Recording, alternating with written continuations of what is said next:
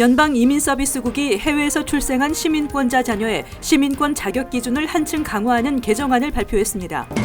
일본 NHK 방송은 뉴욕주 교육국이 한국이 주장하는 동해라는 호칭을 병기하도록 통지했다고 보도하고 뉴욕주재 일본 총영사관도 이를 항의하고 나섰습니다.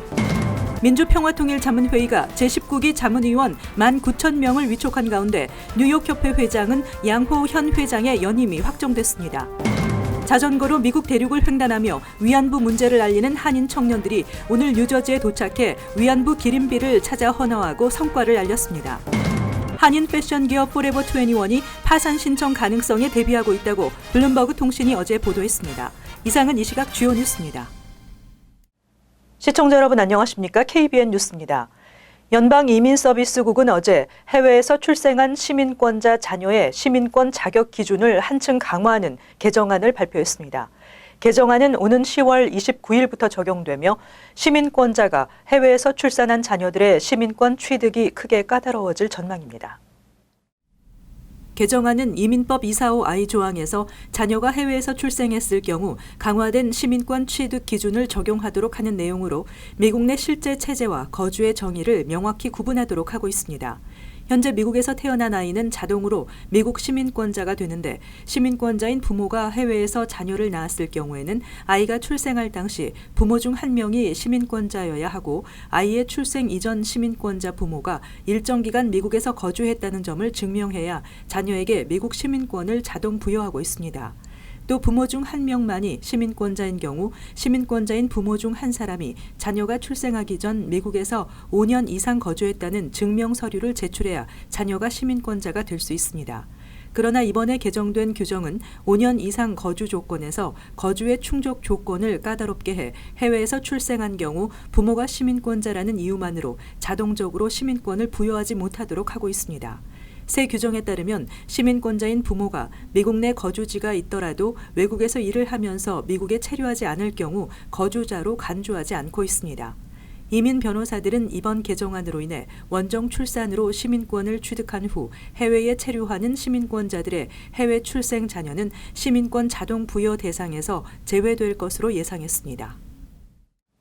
지난 6일 주정부 차원으로는 처음으로 뉴욕주 교육국이 주 전역의 공립학교에서 동해와 일본해를 함께 가르치도록 교육 지침을 내렸습니다. 일본 NHK 방송은 뉴욕주 교육국이 한국이 주장하는 동해라는 호칭도 병기하도록 통지했다고 어제 보도하고 뉴욕주재 일본 총영사관도 이에 항의하고 나섰습니다. 뉴욕주 교육국은 지난 6일 뉴욕주 전역의 모든 공립학교 학군에 동해, 일본해 교육 지침을 하달하고 올 가을 학기부터 동해와 일본해 등 두 가지 명칭을 함께 사용해 학생들에게 가르치도록 권고했습니다. 교육국이 각 학교에 전달한 통지문에는 2000년 넘게 전 세계인들이 동해로 간주해왔다고 설명하고 뉴욕주 전역의 학교들은 역사적 중요성을 반영하는 용어들을 사용해야 하며 그런 한 사례가 동해와 일본해의 명칭이고 교사가 한국과 일본 사이 아시아 동부 경계에 있는 수역을 동해와 일본해를 함께 언급하는 것을 권고한다고 명시되어 있습니다. 이 같은 통지는 토빈 스타비스키 뉴욕주 상원의원과 에드워드 브런스타인 뉴욕주 하원의원이 교육국의 요청에 이루어진 것입니다. 교육국의 통지가 법적 구속력을 갖지는 않지만 뉴욕주재 일본 총영사관이 이 같은 통지 내용에 강력 항의한 것으로 알려졌습니다. 미국에서는 한국계 주민들에 의해 일본해와 동해라는 명칭을 병기하라는 주법이 각 지에서 제한되고 있습니다. 버지니아주에서는 이미 5년 전 법안이 성립됐지만 뉴욕주에서는 주의회에서 여러 차례 부결돼 아직 법안으로 성립되지는 않았습니다. 헌법기관이자 대통령 직속 자문기구인 민주평화통일자문회의는 오는 9월 1일 제19기 출범을 앞두고 자문위원 19,000명의 위촉을 완료했다고 밝혔습니다. 뉴욕협의 회장은 양호 현 회장의 연임이 확정됐습니다.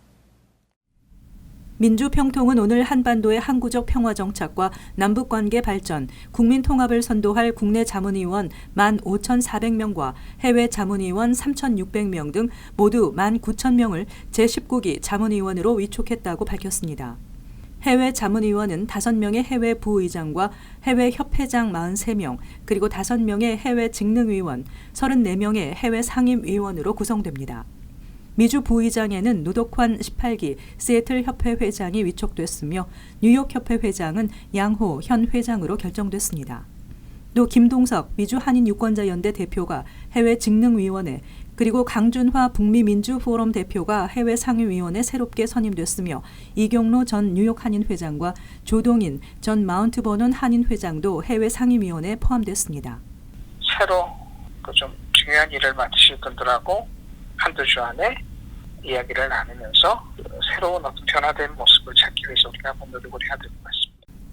민주평통은 조직의 다양성과 역동성을 강화하고 기존 장년 남성 중심 구성에서 성별, 세대별 균형을 이루는 국민 조직으로 변모하기 위해 여성을 40.2%인 6,397명과 청년 30.1%인 4,777명으로 대폭 확대했다고 밝혔습니다. 민주평통은 이번 자문위원 위촉 과정에서 처음으로 국민참여 공모제를 실시해 전체의 10%에 해당하는 국내 1,600명, 해외 300명을 공모로 뽑았습니다. 재외동포재단이 27일 서울에서 제6차 세계 한인 정치인 포럼 개회식을 개최했습니다. 뉴욕과 뉴저지 등 전 세계에서 활동하고 있는 한인 정치인들이 한반도 평화 분위기 조성을 위한 기여 방안을 모색합니다. 제6차 세계 한인 정치인 포럼에는 미국과 프랑스, 러시아 등 16개국에서 활동하고 있는 현직 의원들을 비롯해 차세대 유망 정치인 60여 명이 참가해 지난 5차 포럼에 비해 참가국이 늘어나고 차세대 정치인들의 참여도 확대됐습니다. 뉴욕주에서는 샤론 이 뉴욕시 퀸즈보로 부보로장이 유일하게 이번 포럼에 참가했으며 뉴저지주에서는 제니정 클로스터 시의원과 미리엄 유 오라델 시의원, 글로리아 오 지미송 잉글로드 클립스 시의원, 이종철 앤디민 팰리세이즈 파크 시의원, 지미 최 듀먼트 시의원, 데니엘 박 테나플라이 시의원, 데니스 심 리치필드 시의원, 존 방 버겐 카운티 민주당 지역위원장 등 10여 명이 대거 참가해 높아진 한인 정치력을 과시했습니다. 이번 포럼은 한인들의 거주국 내 정치력 신장 방안을 강구하고 한반도 평화 분위기 조성을 위해 동포사회가 기여할 수 있는 방안을 모색하는 데 그 의의를 두고 있습니다. 참가자들은 김현철 통일부 장관의 남북관계 추진 방향과 이준식 독립기념관장의 독립운동과 대한민국이라는 주제로 열리는 특별 강연에 참석하고 오늘 판문점을 방문해 한반도 평화에 대한 국제적 공감대 확산에 동참했습니다. 자전거로 미국 대륙을 횡단하면서 위안부 문제를 알리는 한인 청년들, AAA 프로젝트 5기 멤버들이 LA에서 출발한 지 2달여 만에 오늘 뉴저지에 도착했습니다. 멤버들은 뉴저지에 세워진 위안부 기린비들을 찾아 헌화하고 성과를 알렸습니다. 보도에 임동규 기자입니다. 지난 6월 29일 글렌데일 위안부 소녀상 앞에서 출정식을 갖고 대륙 횡단을 시작한 AAA 프로젝트 제5기 멤버들이 오늘 뉴저지에 도착했습니다. 기호신, 이하얀, 나도운 등 3명의 대학생으로 구성된 5기 멤버들은 2달여 동안 자전거로 미 대륙을 횡단하며 미 전국의 일본군 위안부 문제를 알렸습니다. 네, 일단 열의 9은 슬프게도 이 위안부 문제를 모르셨고요. 그래도 대부분은 이제 이 위안부 문제에 되게 많이 공감을 해주셨어요. 한일 관계가 악화 일로를 걷고 있는 민감한 시기에 프로젝트에 참가한 학생들은 위안부 문제는 한일만의 문제가 아닌 13개 나라가 관련된 문제이고 인권의 문제라며 일본의 사죄와 반성을 촉구했습니다. 이거는 아시아 태평양 사이에 있는 13개 국가가 인법을 포함되어 있고 그렇기 때문에 이게 보편적인 여성 인권의 문제라고 얘기할 수 있는 거거든요. 그렇기 때문에 저희가 미국까지 왔고 미국에서도 지지를 얻어왔고 오늘 오후 1시에 해켄색 버겐 카운티 청사 앞 위안부 기린비를 시작으로 포트리, 펠팍 위안부 기린비를 잇따라 방문한 5기 멤버들은 내일은 유엔 본부 앞에서 그리고 토요일에는 타임스퀘어에서 집회를 갖고 위안부 문제를 알릴 예정입니다. KBN 뉴스 임동규입니다. 미국과 유럽, 아시아, 중남미에서 800여 개의 매장을 운영하는 한인 패션 기업 포레버 21이 파산 신청 가능성에 대비하고 있다고 블룸버그 통신이 어제 보도했습니다. 소식통에 따르면 현금이 부족한 포레버 21이 추가 자금 조달을 위한 협의를 진행해왔고 재무 구조 조정을 돕는 자문단과 협력 중이지만 채권자와의 협상은 지금까지 교착 상태로 파산 보호 신청 조항인 파산법 제11장을 적용할 가능성이 크다고 밝혔습니다. 소식통은 파산 신청은 이 회사가 수익성 없는 매장을 처분하고 자본 구성을 재편하는 데 도움이 될 것이라고 진단했습니다. 그러나 미국의 대형 쇼핑몰에서 가장 큰 입주사 중 하나인 포레버 21이 파산 보호 신청을 하게 되면 대형 쇼핑몰 소유주들은 그 빈자리를 채우는 데 어려움을 겪게 될 것으로 보입니다. 포레버 21은 재미동포 장도원 씨와 부인 장진숙 씨가 1984년에 설립한 기업입니다. 블룸버그는 공동 창업자인 장도원 씨가 지배적 지분을 유지하는 데 주력해 포레버 21의 자금 조달 옵션을 제안해왔다고 지적했습니다. 160개의 미국 기업 단체들이 도널드 트럼프 대통령에게 중국 수입품에 대한 추가 관세 부과를 연기해 줄 것을 요청했습니다. 이들 단체들은 서한을 통해 9월과 12월로 예정된 대중 관세 부과는 최악의 타이밍이라고 밝혔습니다. 전미소매업협회, 장비제조업협회, 소비자기술협회, 완구협회 등 기업단체들은 서한에서 중국 수입품에 대한 관세 인상은 연말 쇼핑 기간 중 가격 상승을 불러일으킬 가능성이 있다며 모든 대중 추가 관세 인상을 연기해 줄 것을 트럼프 대통령에게 호소했다고 언론들이 보도했습니다. 이들 단체는 9월 1일부터 일부 제품에 부과될 관세는 연말 쇼핑 시즌을 앞둔 최악의 시점에 발효된다며 30%나 되는 관세로 많은 기업은 그 비용을 소비자에게 전가하는 것 외에 다른 방법이 없다고 주장했습니다. 따라서 연말 연휴 쇼핑 시즌 가격 상승은 고객들에게 영향을 줄 수밖에 없다고 부연했습니다. 이들 단체는 로버트 라이트하이저 무역대표부 대표, 스티븐 무누신 재무장관, 윌버 로스 상무장관, 소니 퍼듀 농무장관, 레리 카틀로 백악관 국가경제위원회 위원장에게도 같은 내용의 서한을 보냈습니다.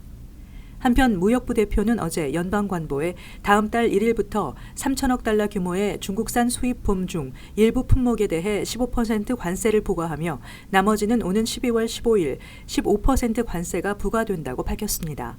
앞서 지난 23일 트럼프 대통령은 트위터를 통해 기존에 관세를 부과하고 있던 2,500억 달러 규모 중국산에 대한 관세율을 10월 1일부터 현행 25%에서 30%로 올리고 9월 1일 부과될 예정이었던 중국산 제품에 대한 추가 관세 10%를 15%로 인상한다고 밝혔습니다. 뉴저지 팰리세이드 파크 타운 의회가 경찰 조직에 대한 심각한 부실 운영 문제로 마크 잭슨 경찰서장의 사임을 승인해 잭슨 서장은 10월부터 경찰서장직에서 물러나게 됩니다. 팰리세이드 파크 타운 의회 경찰위원회는 지난 3월부터 팰리세이드 파크 경찰 조직 부실 운영의 책임과 관련해 잭슨 서장에게 자진 사직을 권고했고 이를 잭슨 서장이 받아들였습니다. 크리스 정 팰리세이드 파크 시장은 잭슨 서장 퇴임 일자가 확정된 만큼 경찰 조직 개혁에 전력을 다하겠다는 입장입니다. 경찰 조직 재건을 위해서 외부 인사를 디렉터로 고용하는 방안이 유력하며 디렉터는 경찰 통상 업무에 대해 관여하지 못하기 때문에 통상 업무를 총괄할 담당관을 별도로 둘 것으로 보입니다. 타운 의회는 지난달 사임한 헨리 루 시의원의 후임으로 마이클 비에트리 전 팰리세이드 파크 경찰서장을 만장일치로 임명했습니다.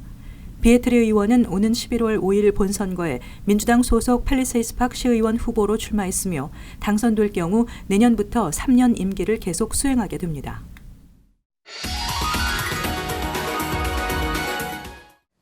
이어서 LA 지역 한인사회 소식입니다.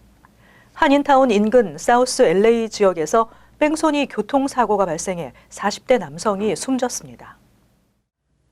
LA 경찰국은 어제 새벽 1시 25분쯤 51가와 놀만디 애비뉴 교차로 도로에서 한 40대 남성이 뺑소니 차량에 치여 숨진 채 발견됐다고 밝혔습니다.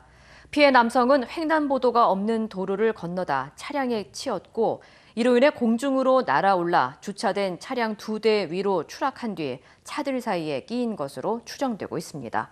한편 당국은 용의자가 사고 당시 어두운 색 세단을 몰고 있었지만 아직까지 용의 차량에 대한 정확한 정보를 파악하지 못했다며 목격자들의 제보를 기다리고 있다고 덧붙였습니다. LA 카운티 노숙자 서비스국이 노숙자 사태 해결에 실패한 것으로 나타났습니다.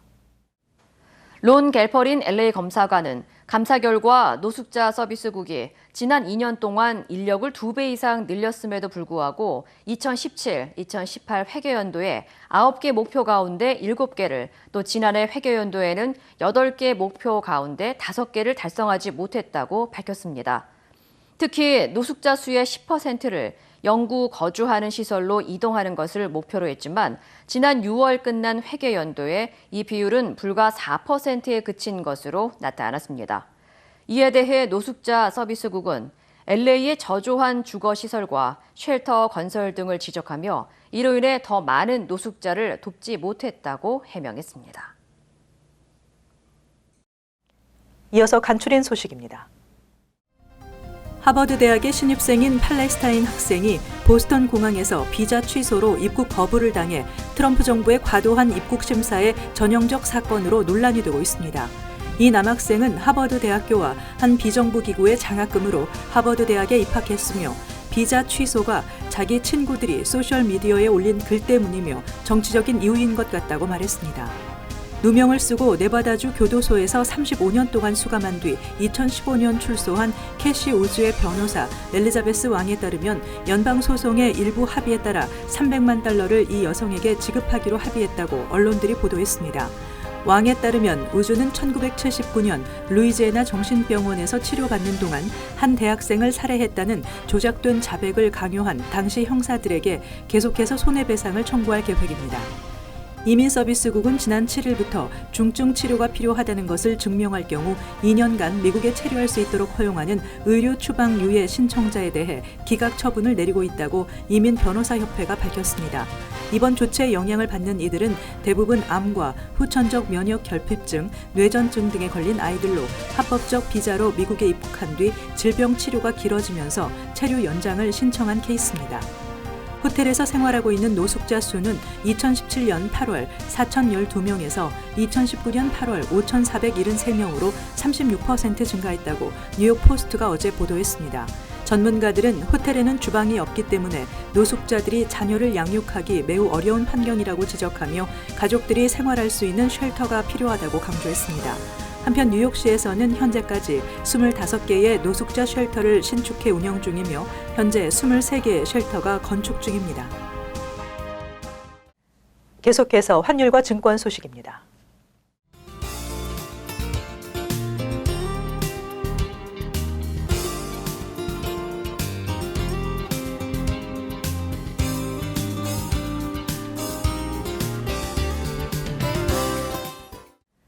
끝으로 날씨 전해드립니다. 금요일 화창하겠습니다. 낮 최고 기온은 86도, 섭씨 영상 30도, 밤 최저 기온 66도, 섭씨 영상 19도 예상됩니다. 토요일 맑은 날씨 이어지겠습니다. 일요일 대체로 흐리겠습니다.